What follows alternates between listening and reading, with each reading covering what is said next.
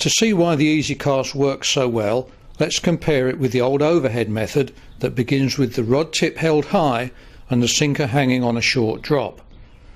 The arms do all the work and the body does nothing. It's a dreadful way, but most fishermen still use it. The rod never bends properly, and what little power develops comes right at the end.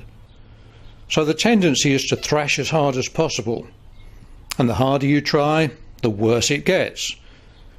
That wasted energy has to go somewhere though, and that's why the reel backlashes.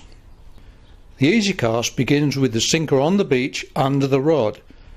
This maximises the casting arc, and it guarantees that the rod starts bending early, which is exactly what you want.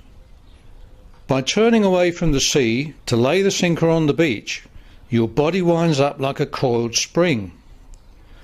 Low rod tip and high left elbow ensure that the cast accelerates on a long, smooth path. As the action begins, the spring unwinds powerfully.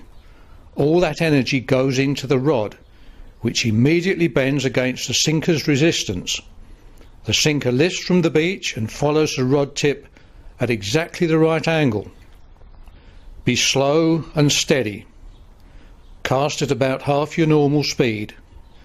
Modest body rotation, 150 grams of lead and a leader drop of about half the rod length are a good starting point.